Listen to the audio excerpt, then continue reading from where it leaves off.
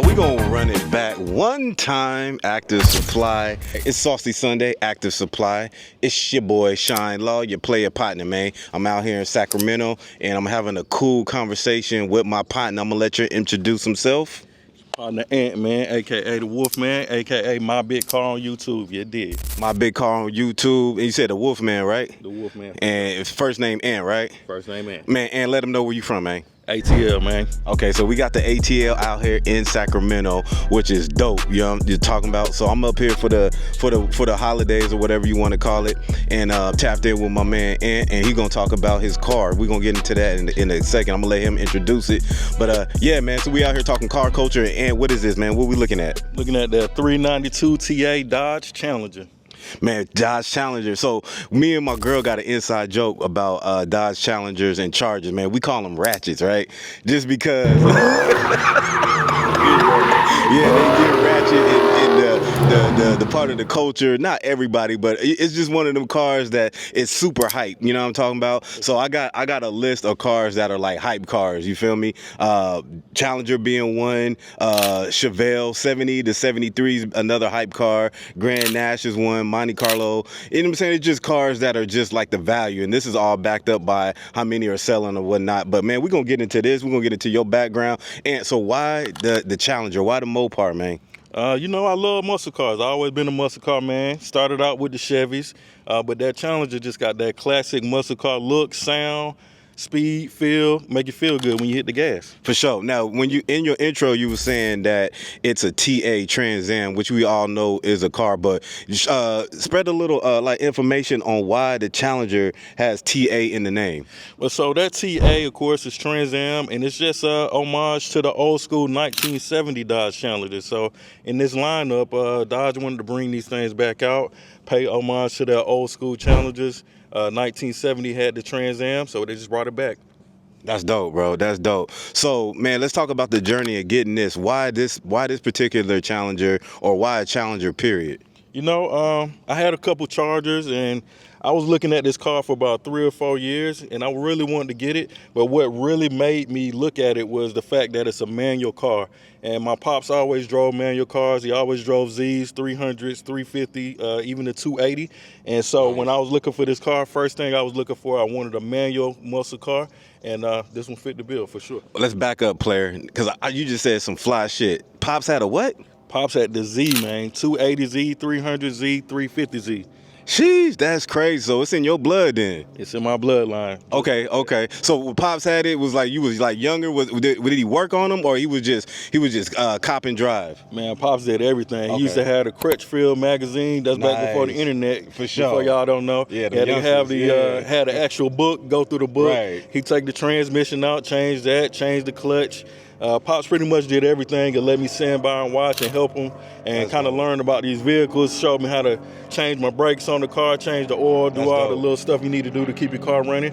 And yeah, Pops put me in the game, man, so I really wanted to get that stick so I can be just like my Pops. That's dope, bro. That's dope. And it's funny because the interviews that we've got, the partner I did an interview with my man. He got a Barracuda. Oh yeah. 68 Barracuda, clean. It's dropping in a couple of days, matter of fact. But the Barracuda, same thing. His dad, when they grew up, they had another Mopar. I forget the name of it, but essentially that's why he got his Barracuda, because his pops had a Mopar before him, watched him grow up. You know what I'm saying? Put the whole shit together. But man, let's get into this ATL talk, man. What car? Because I always, when I conduct these interviews, when I conduct these conversations, because that's what they is, you know what I'm talking about? Like, I always say, from the Bay Area, represent Oakland, you feel me? When you think of Oakland, you think of Mustangs, Falcons, Cougars, Chevelles, you know what I'm saying? Sometimes G bodies, but you know what I'm saying? And box Chevs. So, but what I would say represents Oakland the most is probably a Mustang, a Cougar, and a Falcon, just because of the history on Zeniths, mustard and mayonnaise, and the whole thing. What represents ATL? Like, what car or what few cars represents ATL the best? Man, I have to say the Cutlasses, the Monte Carlos, the Regals, the box Chevys, anything old, 80s or older. Okay. And we rocking that. Okay. On rally tires. Dubs are better. It don't matter. Whatever we got to do, we finna roll them old schools for sure. Okay, cool. When I was coming up, when I was younger, you know what I'm saying, Outkast was one of my favorite groups, and they was real heavy and thick with them Cadillacs. So as a kid being out here watching them videos, I just thought was just riding Cadillacs, you feel me? Until I went to actual Atlanta, and then I was like, oh, this is similar to California as far as like the muscle of cars and, you know what I'm saying, Monte Carlos and things. But what impact did Outkast have, and how heavy are Cadillacs then and now in Atlanta? Man, Outkast really put the city out there for everybody to really take a look at. You know, back in the day before it was the Black Hollywood, Outkast was everything. So I can't neglect the Cadillacs because everybody love a nice Cadillac DeVille. Okay. Something nice on some gold things or something you can put in the garage.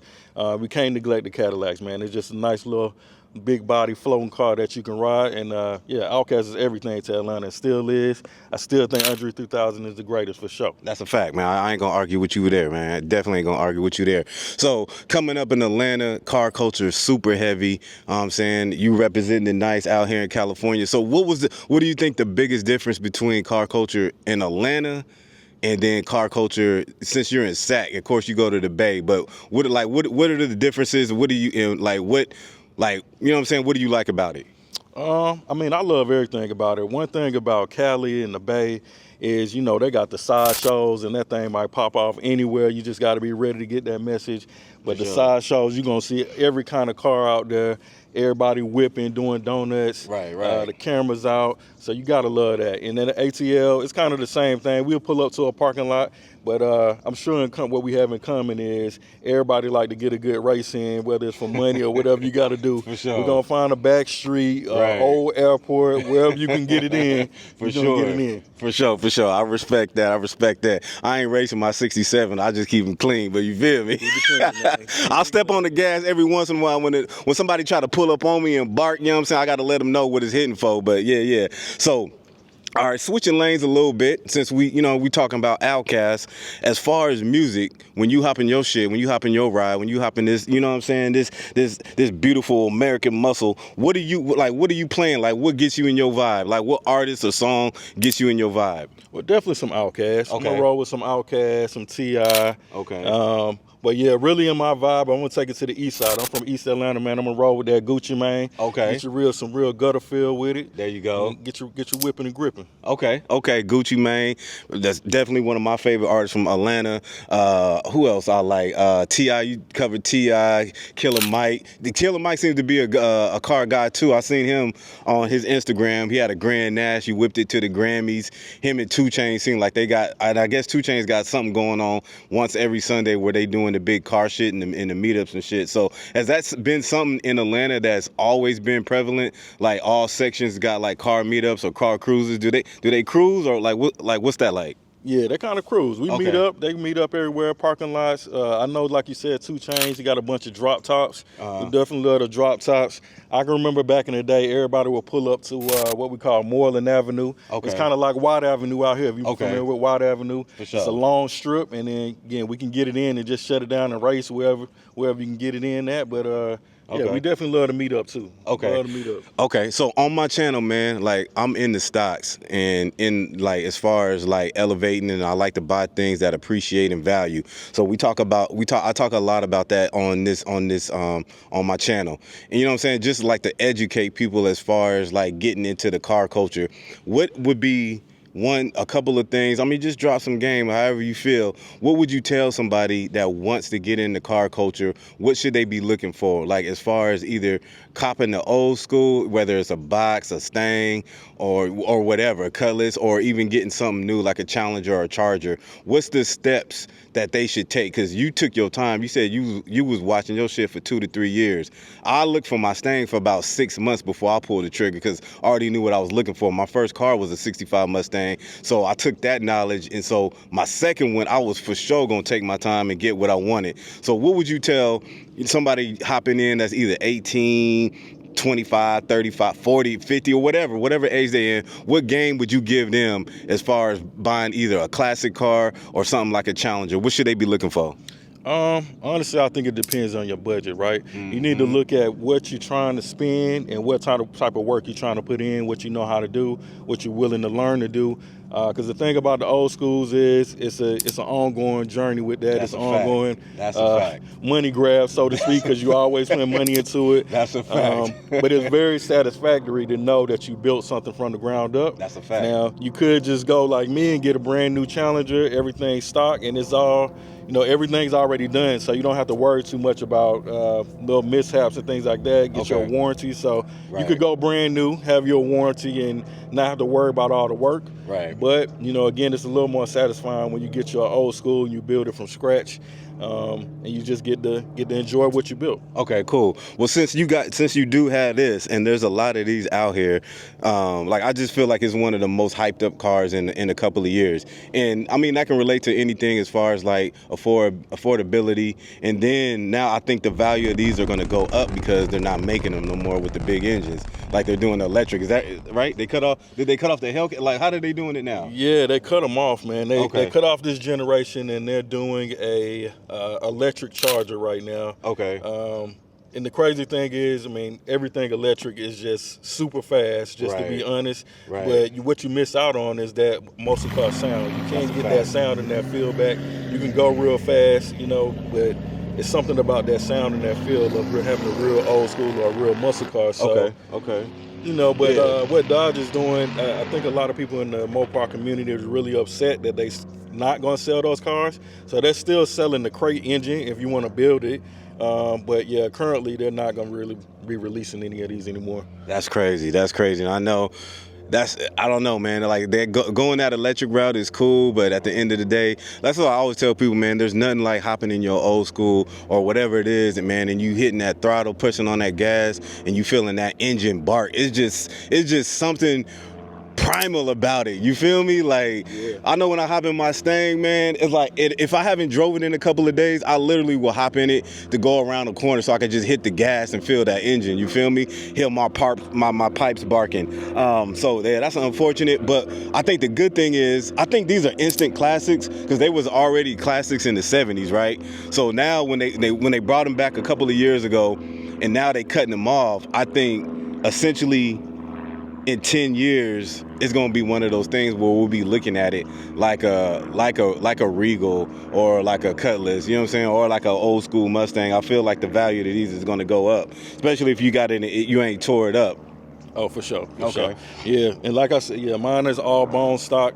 Okay. I think it's super clean though, as far as it being stock. People ask me Facts. all the time, like, did you get it wrapped? Yeah. What you added to it, and it's legit off the lot stock, just how it came. So I definitely think it's a classic, and that's why I leave it how it is, just to kind of preserve everything how it came. I like it like that. Okay, that man, I ain't mad at it. So what we gonna do, man? I want to see what's under the hood, and we can talk about that a little bit. You feel me? So just go ahead and pop the trunk for a player. For sure, I got you.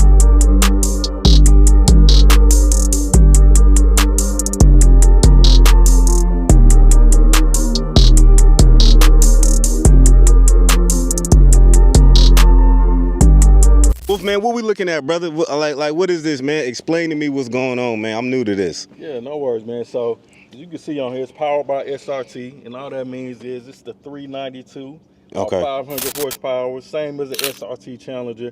We just made it a little more unique by getting the TA to try Got to you. differentiate ourselves. Because, like you said, man, it's a hot car, man, and everybody rolling these, but you ain't gonna see everybody with a TA. Okay. But again, Oh, we SRT 500 horsepower, manual 6-speed transmission in this thing. Okay. Hey, he peep what he said. He said you ain't gonna see everybody with a TA. So y'all little motherfuckers riding around in the 6-cylinders. It ain't this, bruh. It ain't the Trans Am, man. So what does SRT mean though?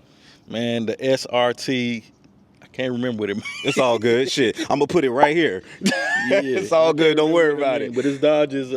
It's basically Dodge's tech department that puts out these type of engines. Man, that was the SRT department. Okay.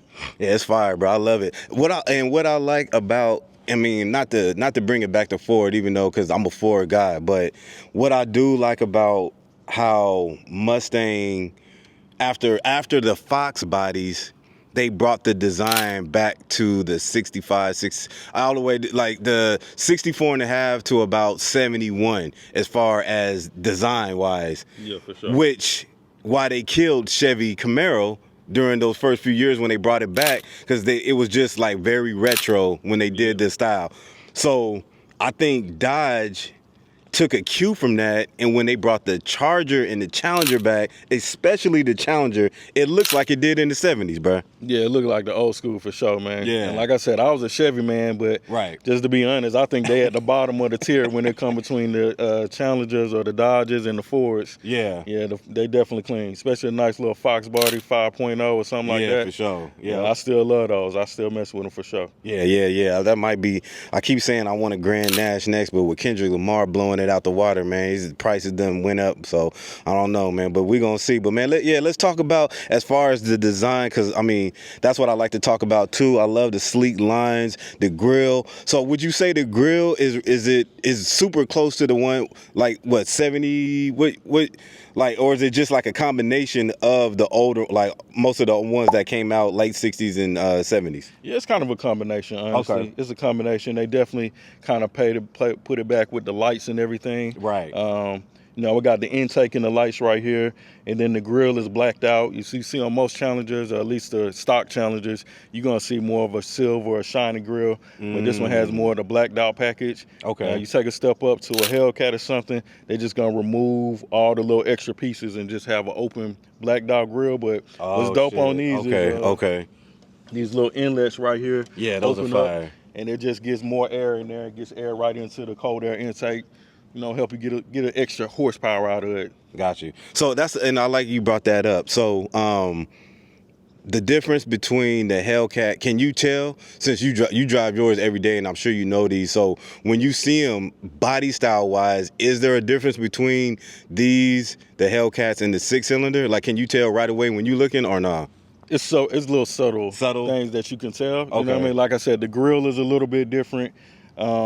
This one is a little closer to those because it has the wider flares on it and things like that. But it's some little subtle differences. But the main thing that people notice is you just listening to the car.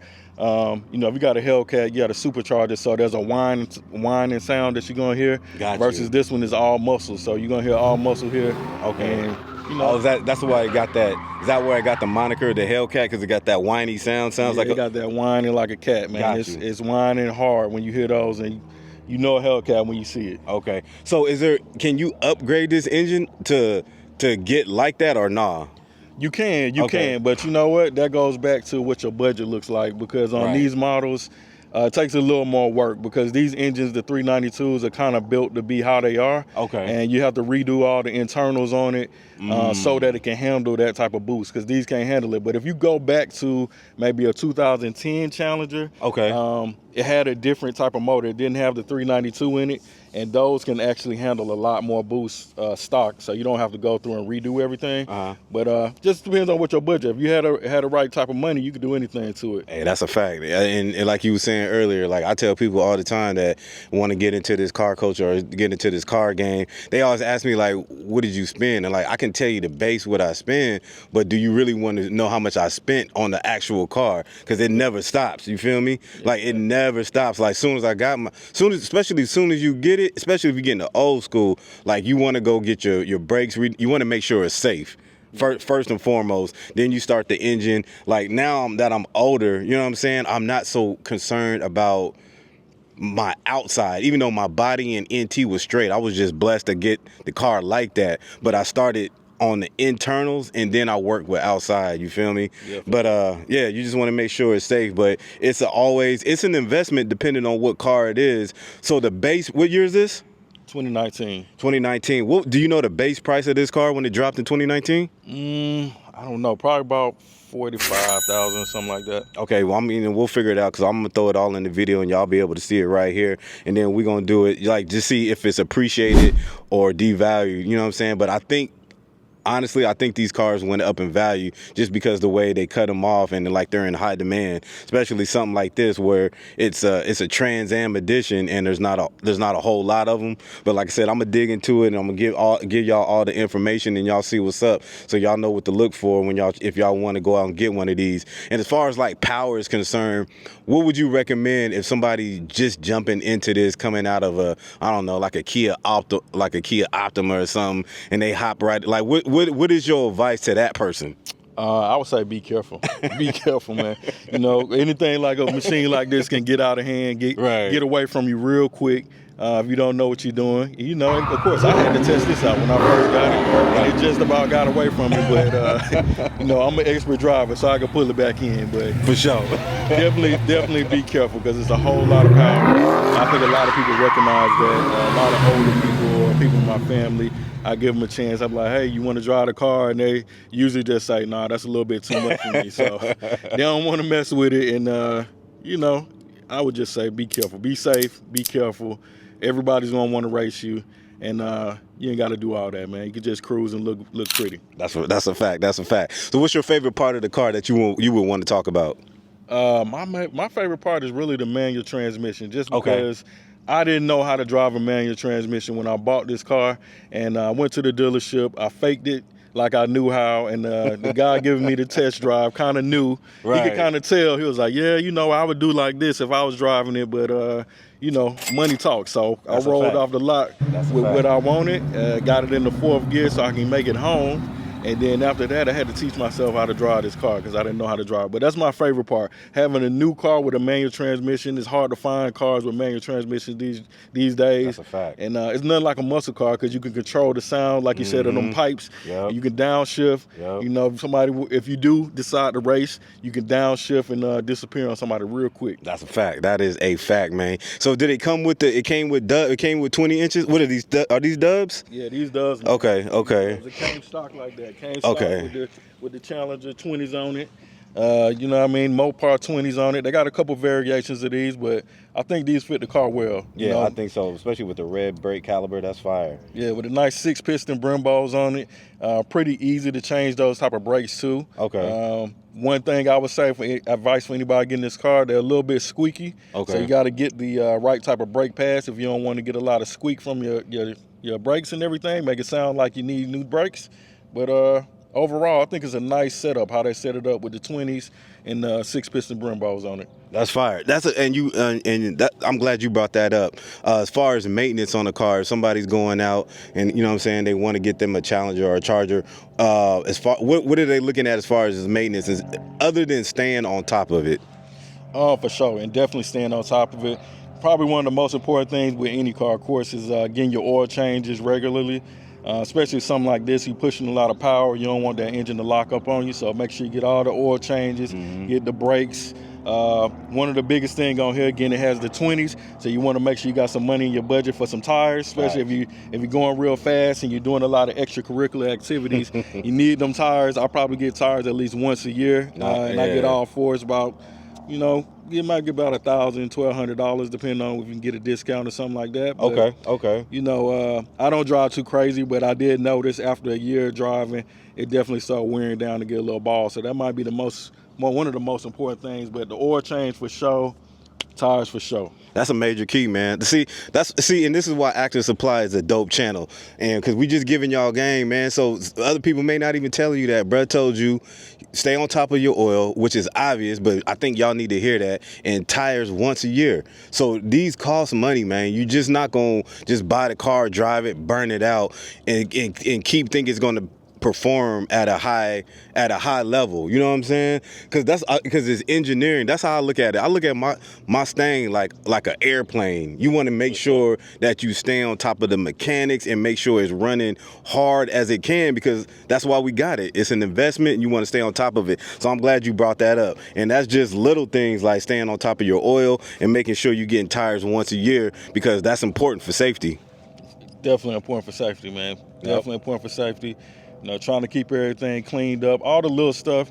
And honestly, you know, YouTube is your best friend a lot of times. As far as university-wise. You can learn how to do anything on there. So a lot of times, if you like me, I like to save money. So I try to do as much of this as possible on my own. Okay. And, you know, having tools is your best friend, too, because if you got the right tools, any job is way easier than you thought it could be. That's a fact. That's a good game right there. I love that. All right, bruh. So what does car culture mean to you? You know what I'm saying? And just like your personal opinion, like how important is it? Like what does it mean to you? It's gonna sound a little cliche, a little Fast and Furious like, but it's really it's really family, man. Car culture is family. Everybody of all cultures can come together, enjoy some nice, beautiful engineering that somebody put together for us, and it's really just like a family, a nice, close-knit family. You win, you lose, you cry together, but it's definitely a good family aspect to it. Man, that's a perfect answer. I couldn't have said it better than that. And then as far, let's jump into legacy. Is this staying in the family, or would you get rid of it? It's definitely staying in the family. You know, so don't even ask. I get a bunch of requests to buy. Even the dealerships still contact me. Wow. They want to buy it back because of what, they don't sell these anymore. Okay. And yeah, I'm a guy I like the horror stuff. So this right here is gonna turn into an old school in the garage. Oh, for sure. Yeah. Well, I get something new, and I'm sure my son wants this car already. And that's dope. Got to be the cool dad when you pull up to the school. Facts. He probably gonna try to get it out of me, for sure. What's your favorite food, bro? Oh man, I like all food. Right now, I'm gonna go with a nice steak. Y'all see, I'm healthy right now. Give me a nice steak or some steak and mashed potatoes, something that's gonna stick to your chest. Okay. Make it feel good. All right. So we got the food. We got the food in there. All right. So what is your favorite brand? What was your favorite brand growing up, as far as like clothing wise, shoes wise? Like what's that? But we come from a different era. So I was back with I used to be rocking the Nautica, even some little Tommy every once in a while. You know how that went. Yeah. Of course, Nike, everybody still like some nice J's. Got my nice J's on. Yeah. Everything, man. Everything. Back in the day, you had to match. You couldn't be perpetrating, so you had to be up and down. Nautica. That's a fact. Mecca. Jabos. All that. Yeah, okay. Yeah, we from that same, you feel me? From that same little time frame, man. I fuck with that, bruh. Because I feel like that's important too. Like, I think that plays a lot of when it goes into like your car as well. It's like how you know what I'm saying, how you put yourself together, how you put your car together. Because you know what I'm saying, sometimes I'll just get up, throw on some shit, hop in my shit, and just feel myself. You feel me? Yeah, just feel yourself. Like you said, bump me some nice Gucci Mane, let the windows down, smash the gas one time, put a smile on your face. No matter how you feeling, man, make you have a good day.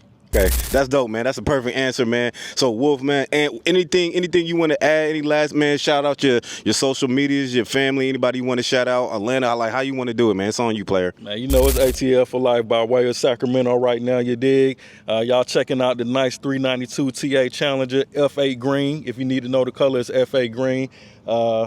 Shout me out, man. Look me up. Codename The Wolfman on YouTube. My Big Car on YouTube. If you're into crypto, definitely look me up. Find out how to get you something nice like this, man. For sure, I like that. It's like, I know you mentioned crypto, you know what I'm saying? Because honestly, how I bought Mustang was through stocks, through assets or in investing. So is anything you want to just put on people, because you mentioned crypto, which is booming. Bitcoin is going crazy right now. So anything you just want to just real quick, just tell the people how they can end up buying something like this or whatever they want and pay for something you love with something you invested in. Yeah, I think you said a lot, honestly. The main thing, no matter what it is, stocks, crypto, anything else, invest in yourself, believe in yourself. Facts. No matter what, man. Stand on business like everybody say now. Believe in what you believe in. Don't matter what everybody else saying. Do your research. Yeah, and just believe in you, no matter what. I like that, man. We're going to end it right there. Appreciate you, brother. All right, man. Tap in.